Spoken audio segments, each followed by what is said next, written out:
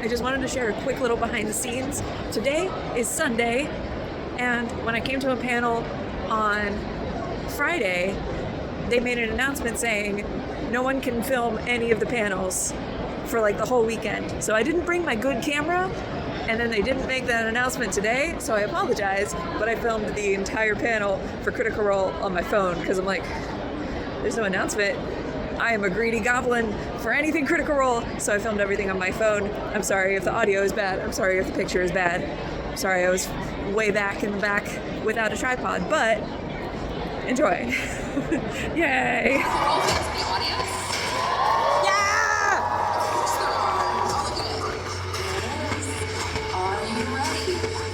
Welcome to the stage.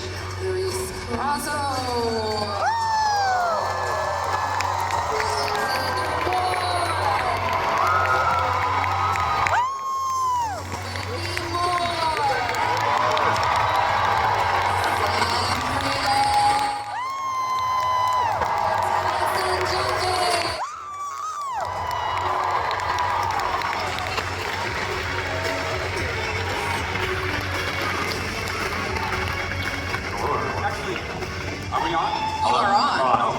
I have to be Liam really quickly. Before we start, could everybody in cosplay stand up really quickly so we can see what you're doing?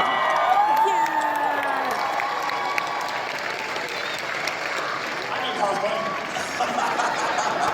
Alright. Wow! You're amazing! There's like more than 5 of you. I think that was the coolest intro we've had this entire weekend. That was very fun. So I'm going to kick things off with some questions, and then we will have time for fan questions, so start thinking now. My first question is going to be for Whitney. So, I know, put you right on the spot. Fans often interpret characters in ways that maybe players don't anticipate. Has there been any fan reactions to Tyranny that surprised or delighted you, especially now this weekend as you're among the fans getting to hear reactions live in person? Wow, off the top, I mean, I was surprised to see the Octus and Tyranny shipping because we've had one very brief and very tense exchange. That's all you need. That's all you need. But I think a surprising thing for real has been meeting people this weekend who really see Tyranny, because I dumped a lot of my personal deficiencies into her and then cranked them up to 11. And so those of you who have come to say hi and like, I get it, it feels great because if you see Tyranny, you see me, and that's been really rad. Member whose playstyle tends to bring out Wikander's most dramatic moments at the table, or maybe comedic moments. Well, first of all, hi everybody. It's so great to be here.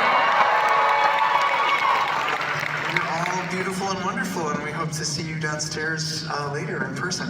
I think obviously the person at the table who brings out Wikander's best and worst is Laura Bailey.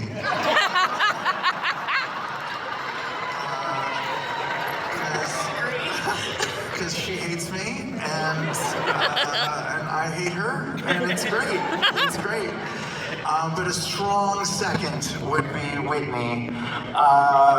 It's so great to play off of Whitney. We both, before the campaign started, we both sort of expected each other to be chaos. But it turns out we're both the straight men. Sort of. The big takeaway is that Sam and I... Yep. We already talked about here one moment that Octus has had, but early on, Alex, there was a moment of a kind of shocking story beat for Octus that was planned ahead of time with Brennan. What was going through your mind in that moment as you got to it?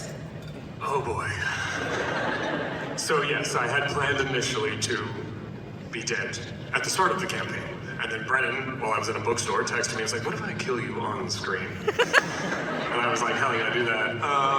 And so, but the way it went down in the actual episode, Brennan narrated it in a way that made me panic a little bit. And he was like, yeah, your soul comes apart. And I was like, oh. like for real dead.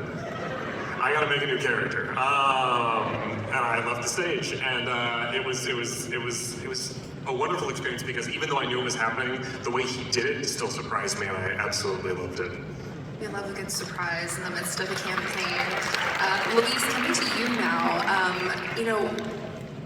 has there been any moments in this campaign that has pushed your character in a direction that you maybe didn't necessarily anticipate from the start of the campaign?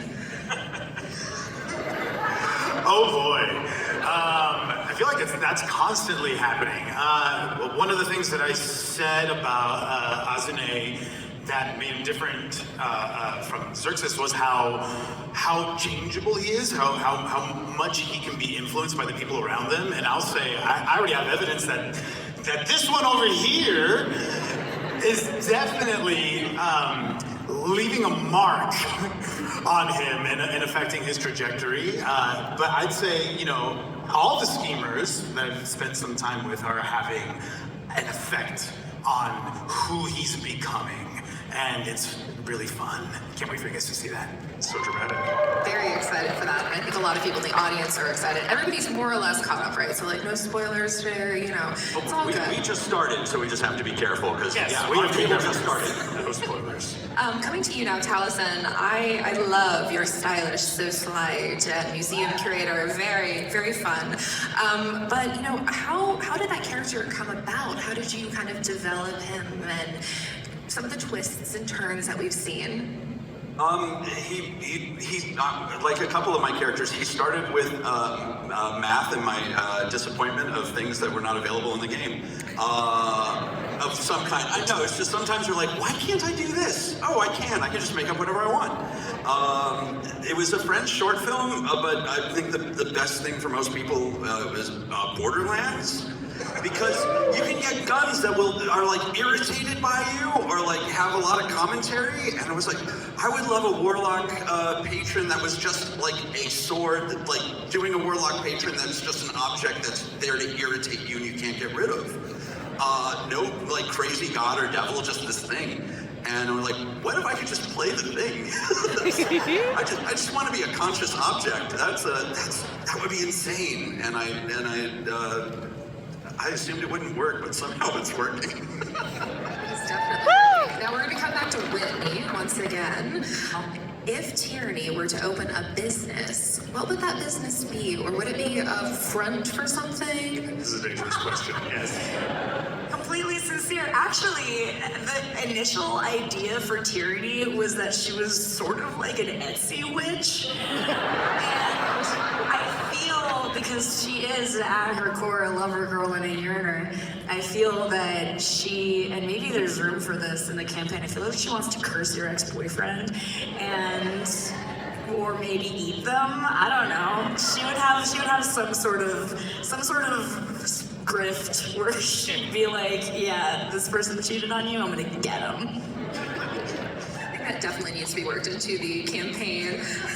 Coming back to you now, Sam, if Wakanda had a signature drink at a fantasy tavern, what would it be called and what's in it? Well, first of all, I just want to say, shout out to our ASL interpreters over here. I just like watching them when Whitney's talking because they have to take whatever weird shit she's saying.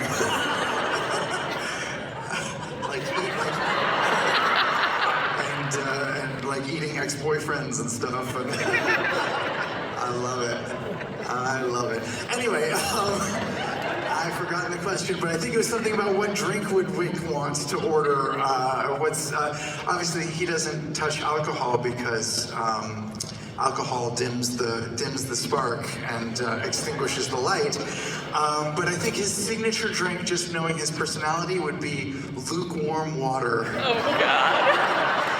Just like a half a glass. And I don't think he thinks it's half full or half empty. It's just half. The most boring. Shocks me. I feel like he would drink a big glass of milk. He seems like a warm milk kind of guy. Spicy. Too spicy. Warm milk before bed? I mean, I feel like... Disgusting. Oh my gosh. Alex, coming back to you now, you've played a lot of really cool like monsters and supernatural characters in your on-screen acting roles. You have, yes. How does that idea influence the way that you approach a character like Octus? Interesting. Okay, so the main difference is I get to use words, which is really important to an audio medium like we're doing. But the thing that I'm actually Octus has given me the opportunity to really get into describing some really gross subject matter, which has been very fun. But oh man, this question. I love getting to explore things happening from an external source and the surprise of these things happening to a character as opposed to being the thing that does it or being the thing that means to experience it. I like it being an accident, I think. That's probably the best way to put it. That's a good way to put it. And then coming back to you, Luis, you often play characters that have like a really strong moral and emotional sense. What would it be like to play a character that, no missions, no, consequences, and getting to kind of have that, perfect day? What would that look like? That's just Luis. That's me.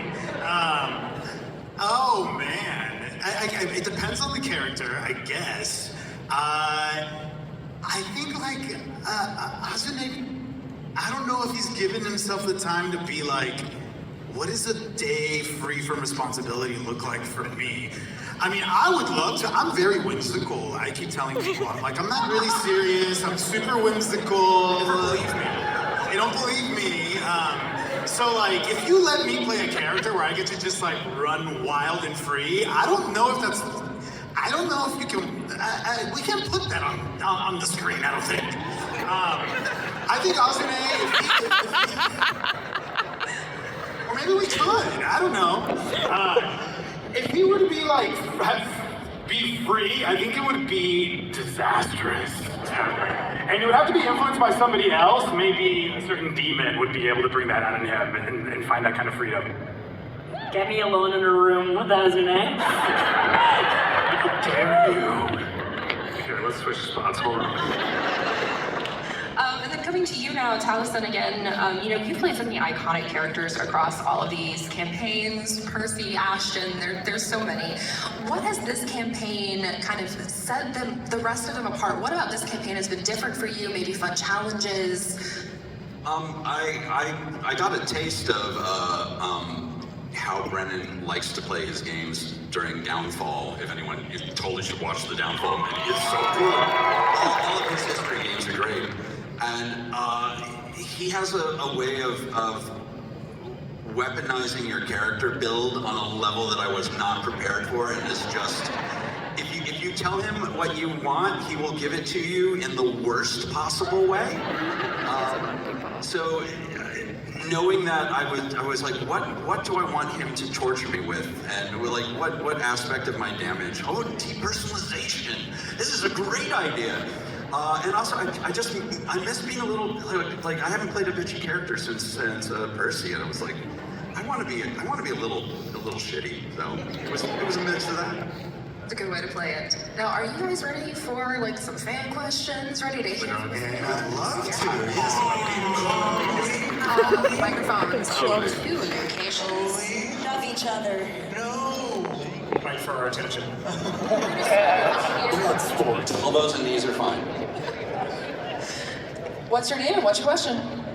Hi, I'm Sebastian. My question is for Taliesin. I was wondering if the Ukatoa sea shanty that you co-wrote with Danny Caro will be featured in the Mighty Nine animated series at any point.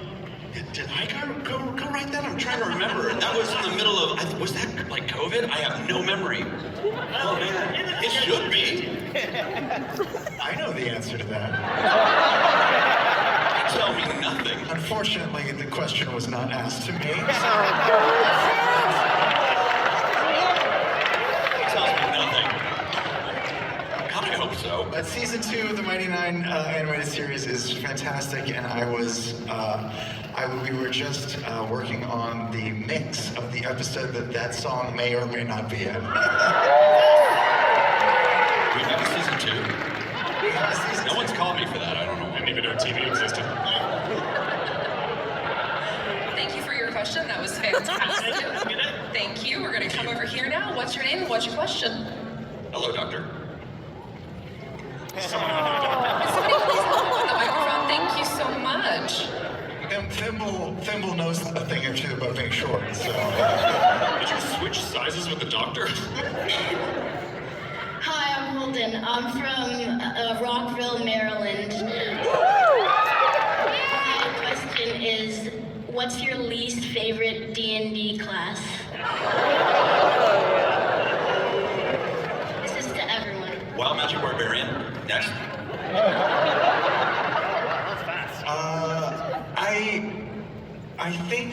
I think Ranger is bad. But I look at it more as a challenge. I would love to play an awesome Ranger. I just don't think I don't think that you can. I'm always impressed when someone figures out how to do these things well. I want to put that forward. It can be done, just not by me. My least favorite is Paladin. What are you, a cop? Are you a cop? Are you asking? I just heard Paladin. I'm gonna have to say my least favorite is the Divine Soul Sorcerer. Wow. I'm a clockwork sorcerer. Oh yeah, well my least favorite is Warlock, because how many spell slots do you get? More than enough. Exactly. That was a fantastic question. Thank you. What's your name? What's your question? I'm Anne. I'm curious about the ad skip process from both sides. So for Sam, how is it determined which sponsor gets the Sam Riegel treatment and how do you know? Yes. For the rest, how much does Sam tell you going in if you're involved? Right, so some advertisers specifically request me, and some specifically request not me. And some flip halfway through the process because they're told, you know, when they sponsor the show, they're told, hey, so Sam's gonna do a thing, and you don't really get to have a say in it. And whatever Sam's gonna do, he's gonna do, and that's gotta be cool. Are we cool? And most of the sponsors say, yeah. And then we sort of send them the script ahead of time, and then half of them go like, oops, no, maybe not. Maybe we want Matt to read this instead. But no, for the most part, they know what they're getting. They've watched the show, and our sponsors are actually really great to work with. They really don't do much meddling or anything. Sometimes they want me to change a word or two, and it's so great. And as for the rest, Taliesin, who has been featured in many recent ads, I don't really tell them ahead of time what's coming. Even if we're in it, oftentimes you'll get there and like, here's an outfit, here's a script, you got 2 minutes, good luck. Yeah, you did the rave dancing. You told me fucking nothing. Yeah, that was, I think I told him like 10 minutes before we shot, and he went for it. Amazing. Yeah, the less we know, the better, always. We also don't rehearse them. I haven't been asked to be in an ad yet because Matt said I'm a liability. I don't know what that means. He's correct. Thank you for the question. It's very fun. Thank you. Back over here now. What's your name? What's your question? Hi, I'm Lucy. I was just wondering if you could rewrite your campaign 4 characters to be rooted in the world of Exandria instead of Armon, how would you do it? When and where would they be placed?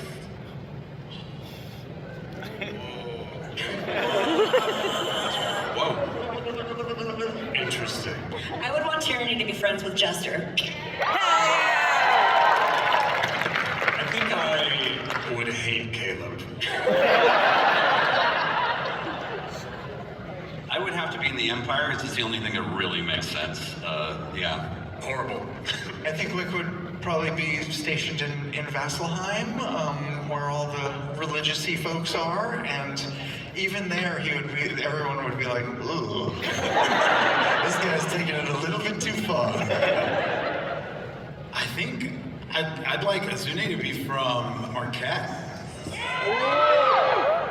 And that's all I got. The perfect opportunity to say I think Azune would be Xerxes. What I did think is I would want him to be Elias, Xerxes' son. Oh, yeah. I just realized you're playing an A character and a Z character in our shows. Yeah. The two genders. And like, You're a great hype man, Alex. It's perfect. I only have so much to say. Great question. Thank you. Back over here now. What's your name? What's your question? Hi, I'm Jacob. So I was once in a campaign myself that had 3 groups operating in the world, and our final session was like 8 hours long of combat. Do you guys have any like structure or plan in place for when the groups like converge or come across each other? You're just gonna like squeeze all around the one table. Structure plan. Oh, God. me too. And not only do we have a plan, we've done it.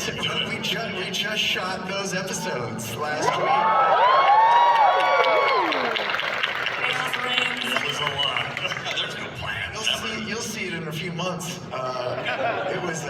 It's a technical challenge. Yeah, we never know. Yeah, it was crazy and fun and chaotic and threatened to go almost 8 hours long. So. Great question. Back over here now. What's your name? What's your question?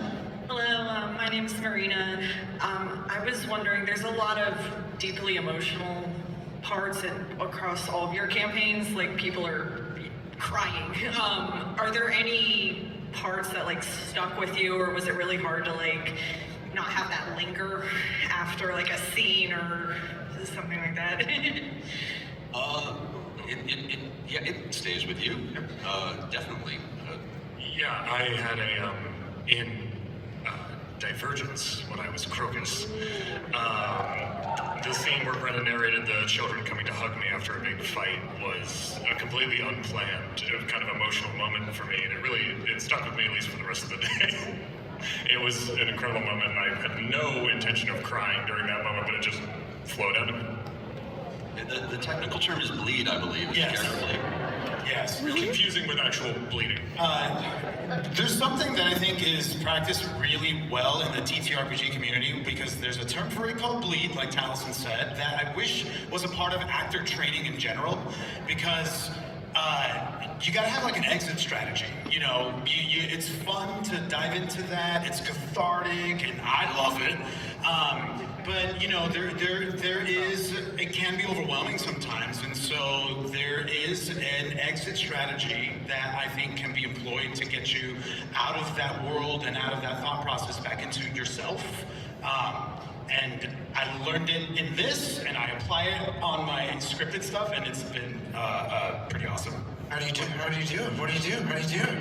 In your class right now. Well, this is what I do. I mean, of course, it's gonna be different for everybody, but what gets you in there is how active your imagination is. You know, you're really connected to those imagined circumstances and the relationships and what's unfolding. You're almost envisioning it as if it's happening, and all you gotta do is employ the same thing in the reverse. Just start thinking about your own life, something that you're looking forward to later today, tomorrow. Practicing gratitude is good for us in our actual lives, and is an amazing exit strategy when you're in a deeply emotional moment and you're pretend playing. Practice gratitude from your actual life. This is sort of cheesy, I just think about chocolate ice cream, and I love chocolate ice cream and chocolate chip cookies. I'm a cookie monster, and it's wild. It really, because it just takes your mind out of that and puts it somewhere else, and that's it. My exit strategy is cookies. Luis, you're so whimsical. I feel seen. Luis and Liam are the most whimsical people. It's like Weekend at Bernie's. They're both Bernie. Thank you. I cannot wait to see the Cookie Monster fan art now. Sorry, wait 1 second. Does your sign say just married? Just widowed? Jesus. I'm so sorry. Chocolate chip cookies, chocolate chip cookies, chocolate chip cookies. I love your commitment to the bit. Jeez. Play it out. That is the complete opposite. What's your name and what's your question? Hi, I'm Sydney, and I was wondering if you were invited for a season of Dimension 20, what would be your ideal setting or theme to participate? The Candy Kingdom really rocks my world. Candy Kingdom for sure, for sure. I can't be in the Candy Kingdom. I would just be Lord Licorice. There's no other option. I want to be in Fantasy High. I want to be a mean girl in high school so bad. I think I'm in Fantasy High too. I really want to do that. That'd be very fun. I don't watch our show, so you know I've never seen any of their show. I don't watch this stuff. It's really nerdy. What Rings character would you be? No idea. No idea. There we go.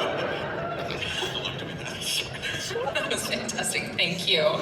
Back over here now. What's your name? What's your question?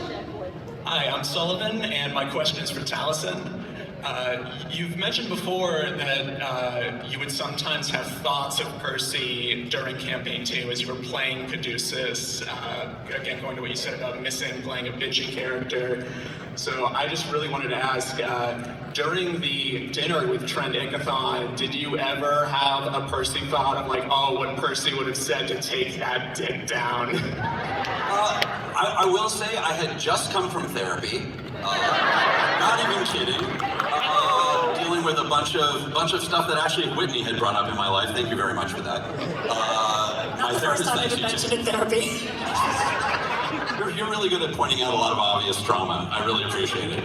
Most therapists around Los Angeles know Whitney by name. She gets commission. So like Caduceus did not leave for that whole I'll sometimes do that little hop around. That was very I was deep in with Caduceus because he was really good for that particular drama, as is my way. And just Caduceus was like, oh, this guy needs a hug.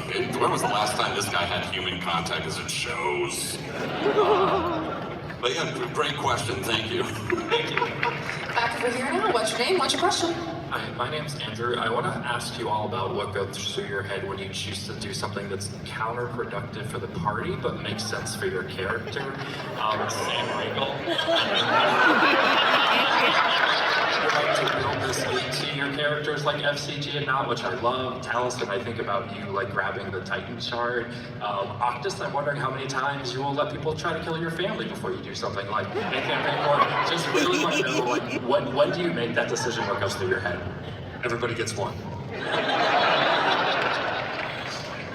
So many of them. There's about 8 of us. I have something to say to this. I think it depends on the table that you're with, and if you know that you're playing with a table that is okay with you making decisions that are not always in the party's favor, but are true to the paradigm of your character, then that's the first thing that I want to make sure that's the first box that I'm ticking. One of the things that I do also, because I think that this very intimate experience of playing these games is very important to maintain. One of the reasons why I will speak out loud some of what my character is thinking is to signal to the group my character's inner gears working that might lead to this not great choice, so that they know that there's paradigm, character-driven support for what I'm about to do, and I'm not just being a jerk player about to do something. But I don't know, how do you all handle it? At the end of the day, to me, we don't play to win. We play to have fun and tell a fun story. The more bonkers the choice, the better. We don't step on each other's stories either. You can screw up the party as long as you don't screw up another player. And I had no idea that Shard was going to do that. I was on a whole other path. And some of us are begging for the other players to screw us over. I just like throwing problems at a table of mostly DMs and being like, fix it.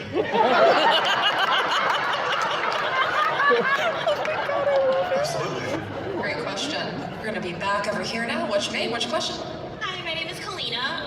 My question is for everyone. I just wanted to know if there is another playable character on the table that you would love, or not the table, but the campaign that you would love to play. If not your own, obviously. And if, Sam, you don't have a question for this, I just want to see the shirt in better quality. Yes. I don't know if there's a shot of the shirt, but anyway.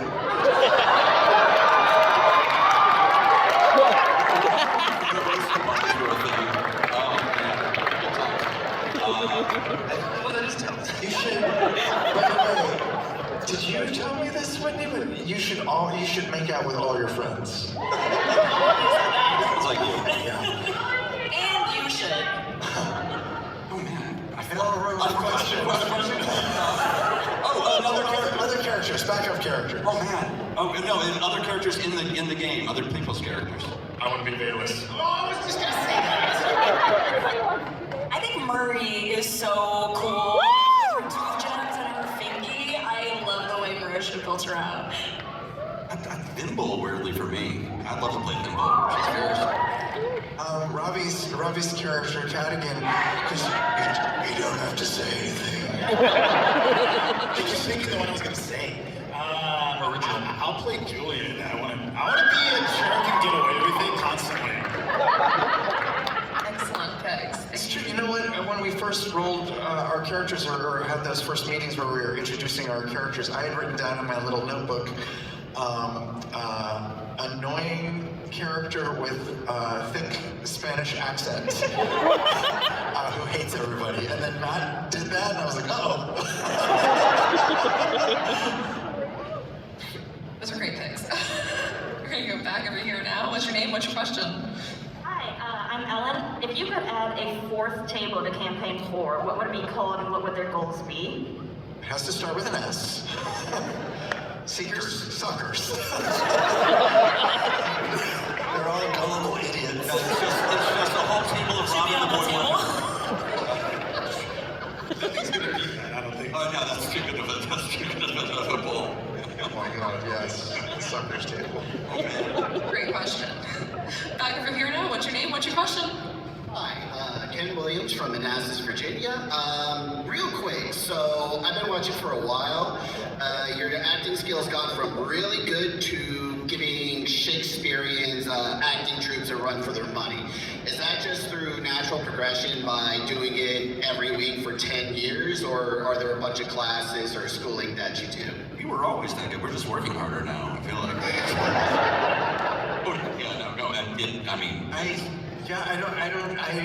I hope that we were good before. I think being at the table for a longer period, not just with our table, but any role-playing group, you get more comfortable with the table that you're at, even if it's a group of friends. It took us in campaign 1 a while to realize that we could have romance in the game. Like that was new, and we had already been playing together for 2+ years.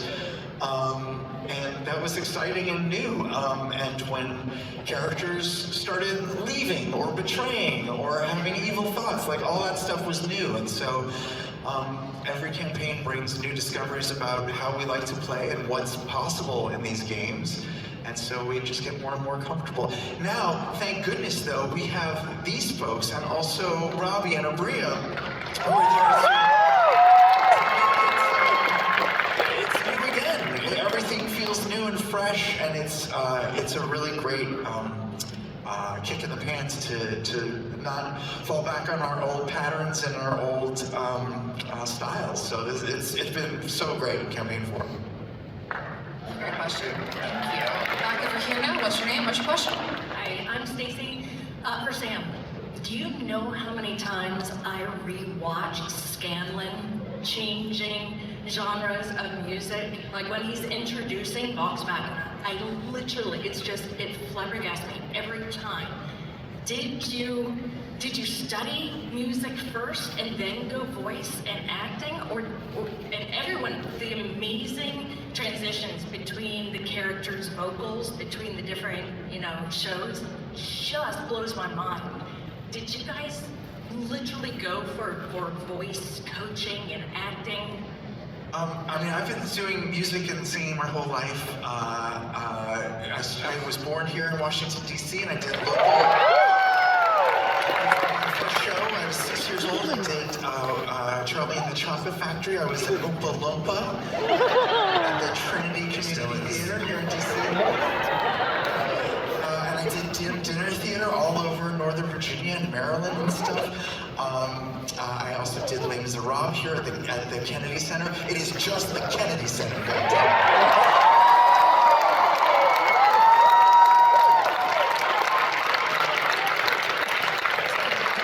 Music in my life, my whole life. But for all of us, I think we've all all taken different acting journeys. I wasn't so much like traditionally or classically trained. I think Liam was. I don't know about you guys. How are you good at acting stuff? I went to the American Academy of Dramatic Arts in Los Angeles. Excuse me.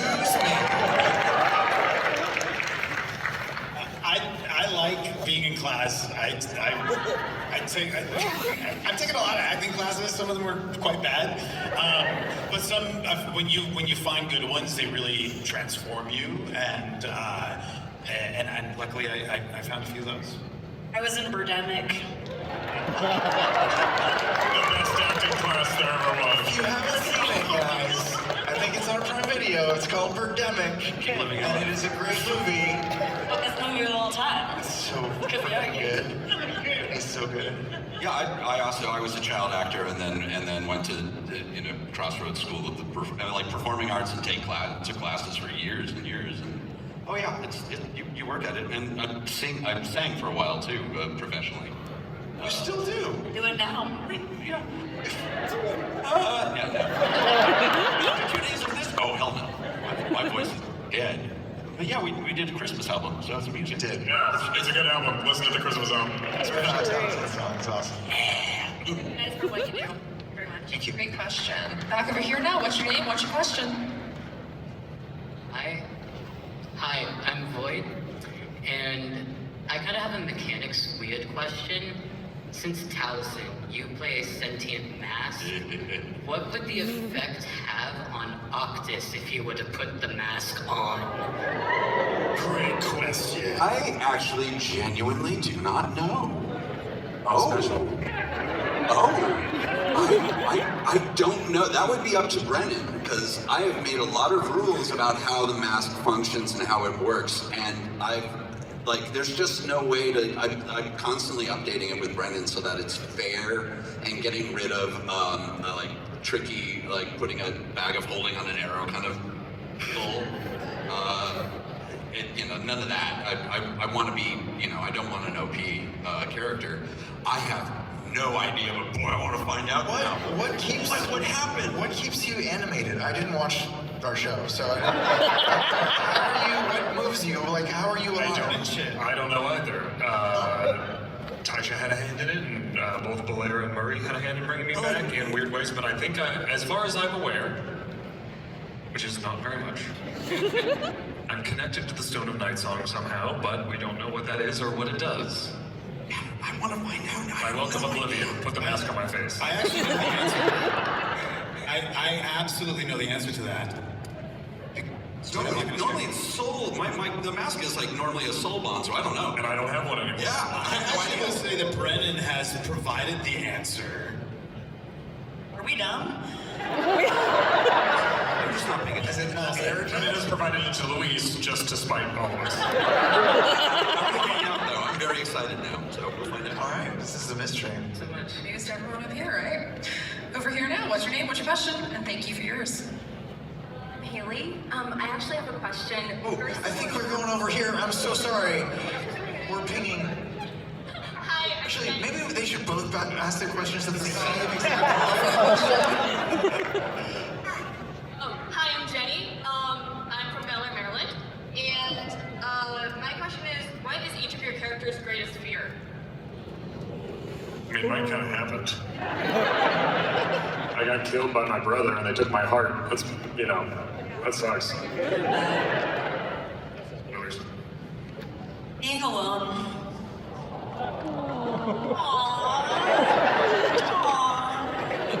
Being outed. Metaphor. There we are. There's no metaphor here. I think being in a leadership position. Being forgotten. Thank you. Bummer. Okay. And now back to you for real this time. Slightly more technical question again. This might be best answered by Taliesin. Since Belair is overseeing the vaults where all the relics are kept, does he know if any of the other ones? He hasn't found one yet. So he doesn't. Yeah, he definitely looks for such things, but he has not found one yet, if they do exist. But that's a fabulous question. He has a lot of opinions that we will get into about the nature of antiquities. We do talk about it. I know a lot of people who work in museums, and I've had a lot of conversations about how objects are treated, and it does come through. I've been trying to actually make a real museum environment work, but he hasn't found one yet. Yet. That's a great question, thank you. Over here now, what's your name, what's your question? Hello, I'm Nathaniel Irvin from Gainesville, Virginia. I was wondering, for your characters, what is your favorite fairy tale? I love fairy tales for basing characters. It's such a great place to bring them. That's why I love Doctor Who. It's more fairy tale than science fiction. That's my favorite. My favorite Doctor Who is always Once Upon a Time. There's simple morality plays. I don't know. There's so much. Oh man. Oust. Fairy tale? I mean, oh man. The Little Mermaid's dark as all hell. I'm gonna go with the boy in the dike. Can't say that. Sorry, we're both straight men. I'm gonna say Gawain and the Green Knight. One of my favorite fairy tales, I think, subconsciously finds its way into a lot of the characters that I create is Pinocchio. I just, someone who is trying to be a real boy tells lies. I don't know what you're talking about. Yeah, there's just something about that story that always gets me. Yeah. I can fix it here. Now we have about 3 minutes left, so we're gonna go to you. What's your name, what's your question? Hi, my name is Mel, and I just want to thank you all so much for the experience that you give the audience. I'm a federal employee, and the past 15 months have been the hardest that I've had in my over 20-year career. My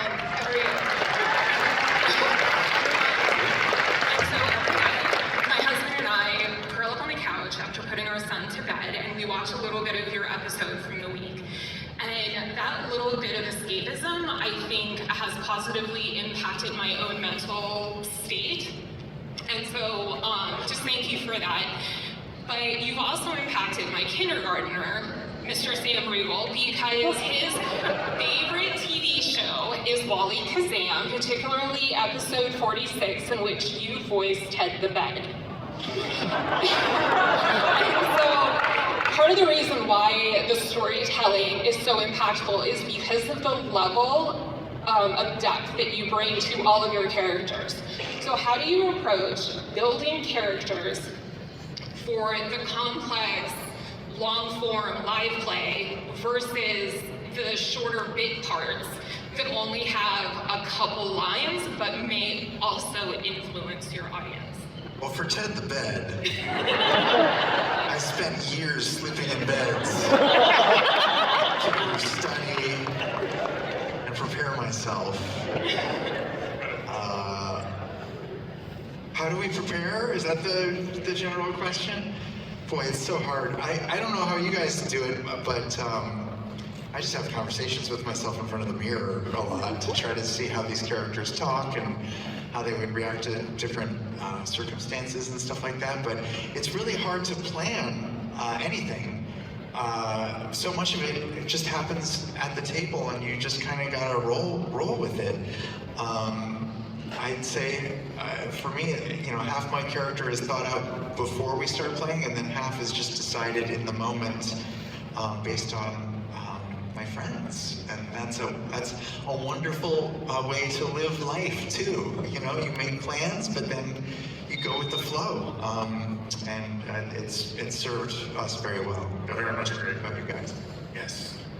I couldn't have thought of a better way to wrap up. Sorry, it was really bad fun. I couldn't have pictured a better way to wrap up this panel. Are you all heading back to your tables? Do you have anything else today? Yes. So if you didn't get your question answered, you can find them at their tables. Yes, we have been the cast of Firefly.